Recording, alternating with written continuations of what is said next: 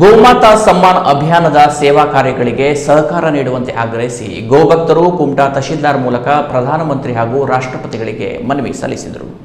ಗೋಹತ್ಯೆ ನಿಷೇಧ ಮತ್ತು ಗೋಮಾತೆಗೆ ರಾಷ್ಟ್ರದಲ್ಲಿ ವಿಶೇಷ ಸ್ಥಾನಮಾನ ಗೌರವ ಪ್ರಾಪ್ತಿಗಾಗಿ ಸಂತರ ನೇತೃತ್ವದಲ್ಲಿ ಗೋಮಾತಾ ಸಮ್ಮಾನ ಅಭಿಯಾನ ನಡೆಯುತ್ತಿದೆ.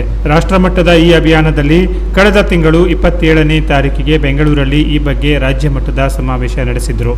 ಈ ಸಂದರ್ಭದಲ್ಲಿ ಶ್ರೀ ರಾಮಚಂದ್ರಾಪುರ ಮಠದ ಸೂಚನೆಯಂತೆ ಸಮಾರಂಭಕ್ಕೆ ಬೇಕಾದ ವಿವಿಧ ಸಹಾಯಗಳನ್ನು ಕೇಂದ್ರ ಕಾರ್ಯಾಲಯದಿಂದ ಮಾಡಿದ್ರು. ಮುಂದಿನ ಹಂತವಾಗಿ ಏಪ್ರಿಲ್ 27ಕ್ಕೆ ರಾಷ್ಟ್ರದ ಎಲ್ಲ ತಾಲೂಕುಗಳಿಂದ ಮನವಿ ಸಲ್ಲಿಕೆ ಆಗಬೇಕು. ಅದರಲ್ಲಿ ದಕ್ಷಿಣ ಕನ್ನಡ, ಉಡುಪಿ, ಉತ್ತರ ಕನ್ನಡ, ಶಿವಮೊಗ್ಗ ಮತ್ತು ಚಿಕ್ಕಮಗಳೂರು ಜಿಲ್ಲೆಯ ತಾಲೂಕುಗಳಲ್ಲಿ ರಾಮಚಂದ್ರಾಪುರ ಮಠದ ವತಿಯಿಂದ ಮನವಿ ಸಲ್ಲಿಸಲು ಸಂಘಟಕರು ಕೇಳಿಕೊಂಡಿದ್ದಾರೆ. ಈ ಸಂಬಂಧ ರಾಜ್ಯ ಸಂಯೋಜಕರಾದ ಸಂಜಯ್ ಅವರು ನೀಡಿದ ಮಾಹಿತಿಯಂತೆ ಮುಖ್ಯಮಂತ್ರಿ, ರಾಜ್ಯಪಾಲರು, ಪ್ರಧಾನಮಂತ್ರಿ, ರಾಷ್ಟ್ರಪತಿಗಳಿಗೆ ತಹಶೀಲ್ದಾರ್ ಮೂಲಕ ಮನವಿ ಸಲ್ಲಿಸಬೇಕು. ಗೋಮಾತೆಗೆ ರಾಷ್ಟ್ರಮಾತೆ ಸ್ಥಾನ ನೀಡಬೇಕು. ಕೇಂದ್ರ ಗೋಸೇವಾ ಸಚಿವಾಲಯ ಸ್ಥಾಪನೆ, ಸಮಗ್ರ ಕೇಂದ್ರ ಕಾನೂನು ರಚನೆ ಸೇರಿದಂತೆ 11 ಪುಟಗಳ ವಿವರವಾದ ಮನವಿ ಪತ್ರವನ್ನು ಕುಮಟಾ ಗೋ ಭಕ್ತರೆಲ್ಲ ಸೇರಿ ಸಲ್ಲಿಸಿದರು.